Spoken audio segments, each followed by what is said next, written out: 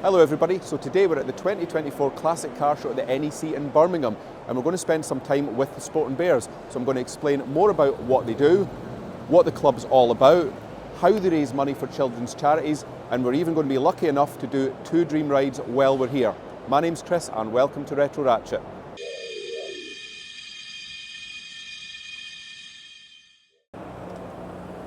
We're about to be passed by a beautiful Morgan, so that's a really nice car, but not actually part of this video, unfortunately. So we're going to get the opportunity to do a dream ride in this Lotus Esprit Turbo.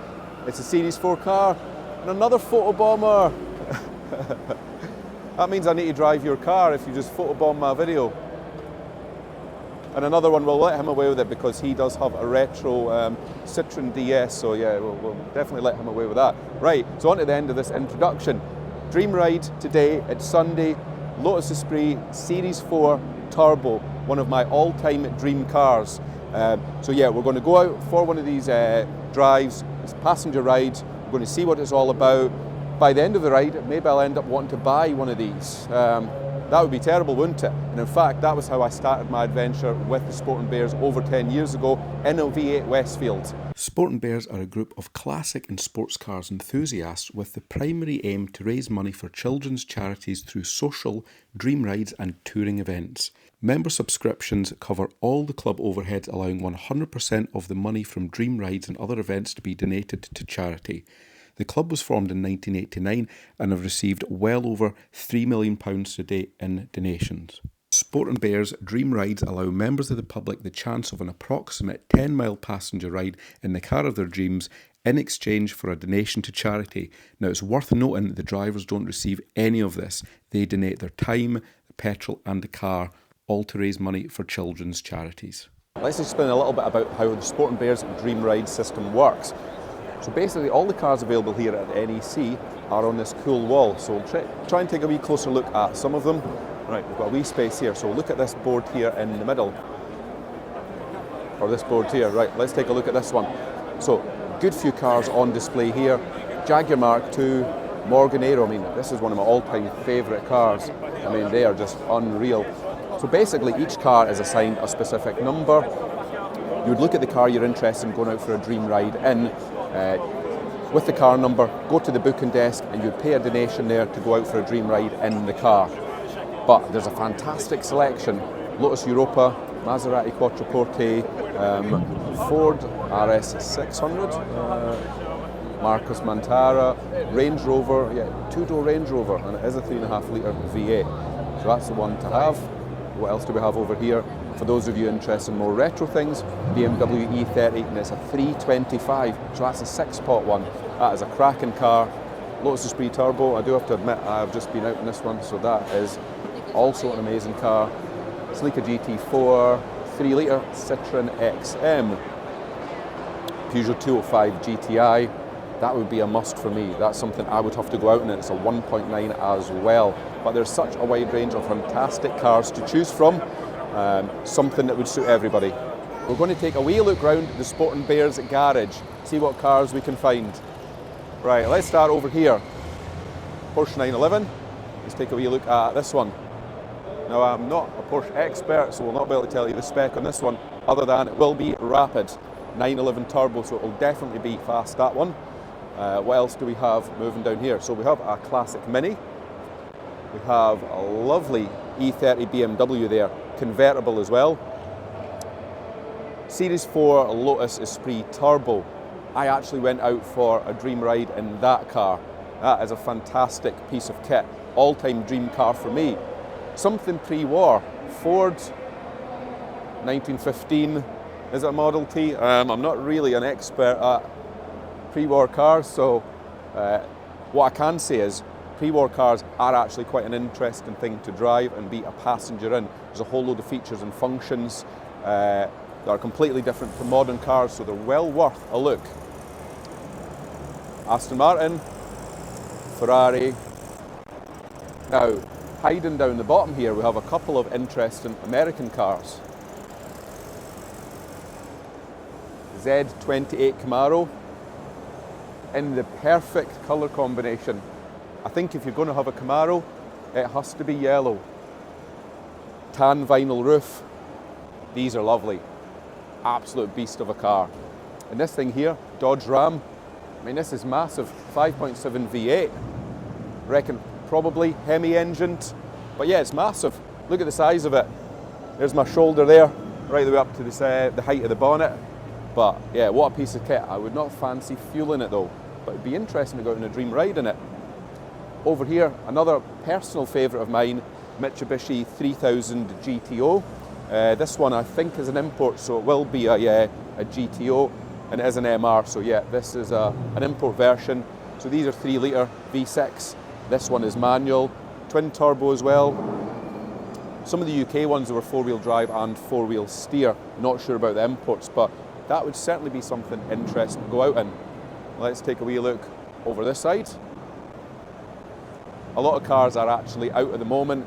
It's proven to be very popular today. I'll try and run across before this Mustang comes over here. Now this is interesting, this is my era here. Toyota Celica GT4. One thing I love about this era of cars is you get all the decals on the side explaining all the specs. So 2 litre twin cam, turbocharged, full-time 4-wheel drive GT4. So that's a bit of a mouthful. Big, huge spoiler on the back of these. This one does look like an import. Same engine, I guess, used in the MR2 Turbo. But yeah, this would certainly be an interesting drive, this. Cloth interior, big boost gauge, probably not a standard car, very fast, and it'll be grippy as well. Little Lotus Europa Special here. Now, check these out. This has to be one of the lowest cars here. You sit right the way down on the floor on these things. It's something I've actually never been out on. So I don't know a great deal about them, but very, very quirky car, unique styling.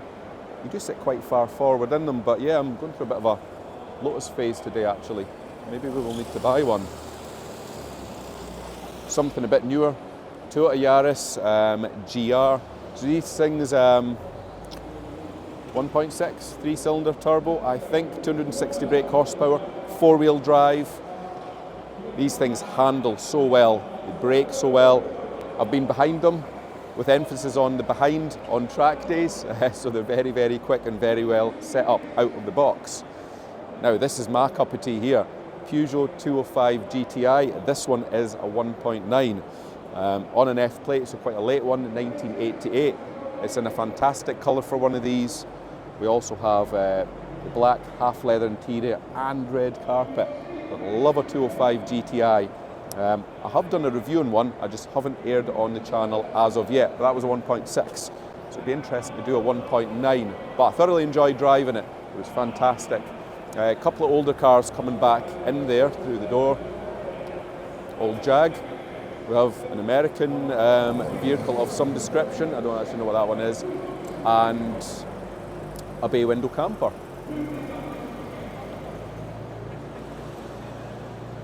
So yeah, cars coming and going all the time. Right, let's take a look up here, see what we have. Aston Martin. Here we have an unusual one. This is a Marcus. I think this one is a 4.6 V8. Is that a 4.6 or 3.9? I'm sure it was a 3.9. So it's a V8. V8 Rover. Had a lot of work done recently on this car. Cream leather interior. Quite rare these. I'm not sure how many there is, but yeah, very, very similar setup to the TVR Chimeras. But yeah, great in a day like this. Nice noisy V8 engine. What do we have here? AC Cobra replica 427.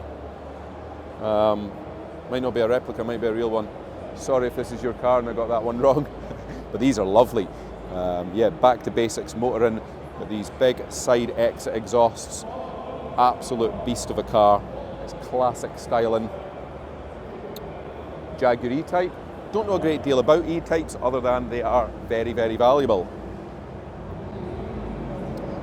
Mercedes AMG, so what's this? A45S maybe, turbo, 2 litre, roughly 420 brake horsepower. These are fantastic out the box, really, really quick car. and then another Aston Martin. So we have a wide range of cars here, but I've just noticed classic Range Rover over here. Now these fascinate me, these. And this one is a two-door version. Super rare on a K plate. So what is that? 1973. This thing is beautiful. Luckily the window is open, so we'll actually get a chance to have a little bit of a look inside this one. But these things are making serious money now. But look at it, obviously being fully restored. This one, leather interior. I mean, you didn't even get headrests on these. What's interesting is look at the belts. Basically come out the back of the seat. But the dash arrangement's what interests me. It is very, you know, British Leyland of the era, you know, that little instrument panel binnacle up there. You don't even get a rev counter. 4-speed manual gearbox, high and low ratio selector down there, and a little instructions on, I guess, how you make that change. Wow, what a car. This thing, rust-free, definitely been restored. Beautiful example of a two-door classic Range Rover. So I don't know what engine will be in it. Might be a 3.5 litre V8. I guess we'd have to have a wee nose under the bonnet if it ever opens. So what do we think, guys? I think the bottom line of this is whatever type of car you're interested in going for a dream ride in, you will find at the NEC, whether it's fast performance, modern like Lamborghinis, Ferraris, retro, well, you know, we have 205 GTIs there. God, we even have that two-door Range Rover. So massive selection of things to choose from. So hope you've all found that interesting. Right, so here I've found one of my all-time dream cars, a Lotus Esprit Turbo. So I'm joined here with owner Simon of the Sporting Bears, and he is going to take us out for a dream ride in this car. So hope you all enjoy it. So this is a really exciting day for me. I'm getting to go out in one of my all-time dream cars. It's unfortunately for me, one of those ones I've always wanted and never managed to actually buy as of yet. So what we're going to do is split the video in two, talk a little bit about the car and the ownership experience, and then we're going to talk a little bit about Sporting Bears. So over at you then, how long have you owned this stunning, it's a Series 4, isn't it? It is, yeah, so it's the SE version. So I've owned it for 5 years, roughly. Always been an absolute, from being a young kid, the Esprits were always like a poster car for me. Yeah. And so it was something I always kind of aspired to own. For me, I'm a little bit ashamed to admit it was a James Bond thing. Yeah. It was the it was the earlier ones, and then those Season 3 ones, the Series 3 ones, that was just it for me. I thought I have to own one. But yeah, I mean, and this is a turbo as well, so you know that's the specification you want, isn't it, when you're buying one of these? I think so. I think any 1980s car with a big fat turbo on, I think has got to be an attractive proposition. So has it been a myth then, the reliability things? It's let me down a couple of times, but really on small things like I think the worst one was I was with Sporting Bears in Carfest North, my very, very first event, and my first passenger ride, I took him about 3 minutes into the journey and broke down. And that was it. And that was a £5 relay. Right. In terms of electrical fault, which you'll get on anything. But no, in fairness, it's the later ones are a lot more reliable generally anyway. Yeah. Right. Okay. That makes sense. So what they said, 2 litre turbo. Yeah. So 2.2 litre. Big nice whacking turbo on there. I mean, stats wise, really great. If you think it's a 30-plus-year-old car. Yeah. 0 to 60, 4.7, 163 mile an hour top speed. That's impressive, though, isn't it? You know, and in its day, for a very short period of time, it was a Porsche beater. Right. I'm not sure how short that window was there. Right, what we'll do is we'll change the camera view. So that's a bit of a better angle there. Get a little bit more of a feel for what it's like being in this Esprit Turbo. But yeah, you sit nice and low. Leather everywhere, cream leather as well, so I think that's probably one of the best colour combinations for these. The dashboard itself is set quite far back actually from the wheel. Tiny little dials, wee rev counter. So look, what's that red line's just over 7,000. That's pretty high then.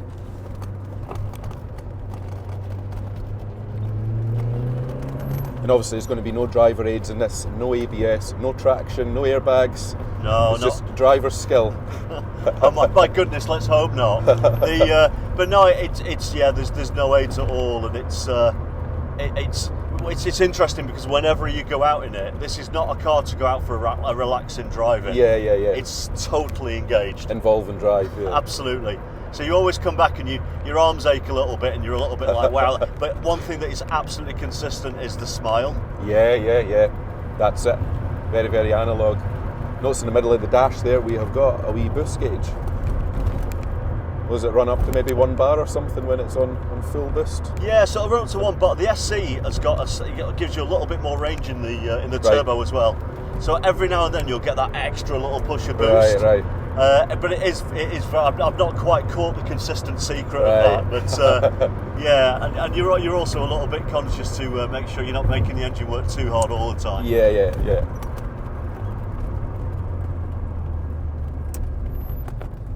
So we're getting to a bit of road now where we'll be able to wind on a little bit.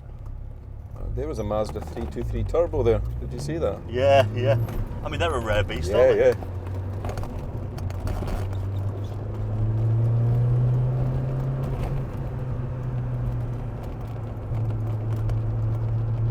With it being a bit wet as well, it's you have to be a little bit much careful. fun in it. Yeah.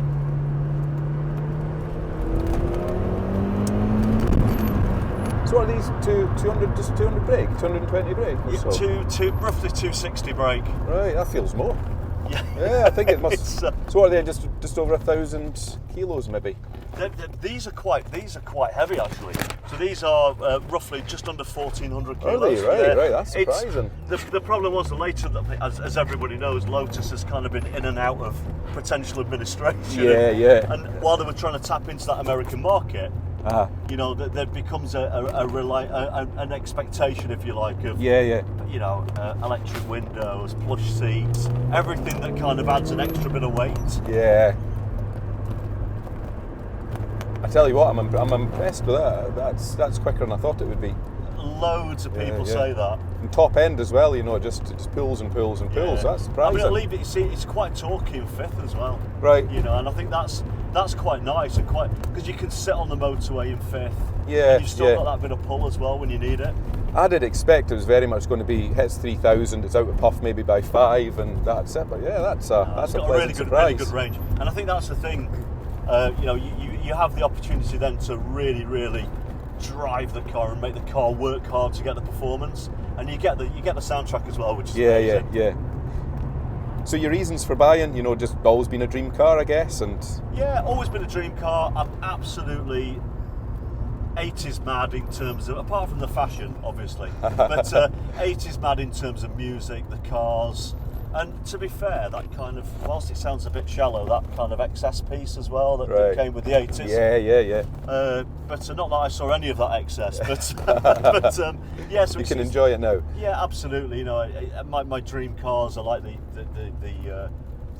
Countach, the Lamborghini Diablos, you know. So I'm very stereotypical in terms of that age group, I suppose.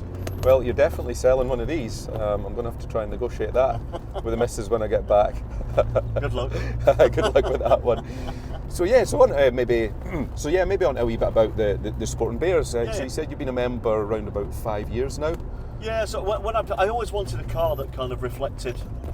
You kind of come to the Sporting Bears, and there are a few myths around the Sporting Bears. That it's got to be a supercar or a sports car. Correct, yeah. And actually, it really doesn't need to be. It can be anything, yeah. Absolutely. And I've always gone to loads of shows. I take my nephew to the shows. He's went from being little, now he's an adult, and here with a Toyota Celica GT4. Ah, right, okay. Which is a phenomenal I've seen car. That, yeah. And it's his first kind of Sporting Bears outing. Right, okay. And he's been really popular. But in terms of that, I think. Did you go out for a dream ride before you bought the Lotus? Yes. So I've been out on a couple of dream rides, and actually, I like the people. I think I cannot think of a better way to spend your weekend as a petrol head. Exactly. Driving people around in your pride and joy, you know, getting them engaged, and also, you know, then raising money for local charities. It ticks every box, doesn't it? Yeah. Here we have another straight. Totally flies. Yeah. Well impressed with this. It's really smooth as well. You expect a 1980s turbo to be like loads of lag and kind of and there's none. Yeah, it's yeah. really, really smooth acceleration. I've got an MG Maestro Turbo. Right, And that's very much nothing, nice. then it hits 3,000 and then it goes. Right. So yeah, I was expecting similar kind of behaviour, but yeah, that is well impressive, you know, for a British-built car, revving like that, cleanly up to the red line. And you've got to be, I mean, I think the thing is, I am the sort, I mean, none of the cars I've ever owned have been like garage queens. It's really, really important to get out there and use them. And well, I mean, we're out on a damp road today, aren't we? A lot of people wouldn't probably take their pride and joy out in this, but I mean, I think that's, you know, a similar reason I joined the Sport and Bears. I think it must be knocking on 10 years now. I went out for a dream ride. I liked the car that much. I put an advert up asking to try and locate one, source one, and the Sport and Bears member then reached out to me and sold me the car. So that was my background, and it's been more and more cars ever since. So down here, I really like taking passengers round on this slight detour. Oh, right, okay, right. There's a little bridge down here, and actually, we hold fire a little bit behind here. I'm going to drop the windows a little bit, mainly because I'm a complete child. Get a wee sound check. Yeah, absolutely.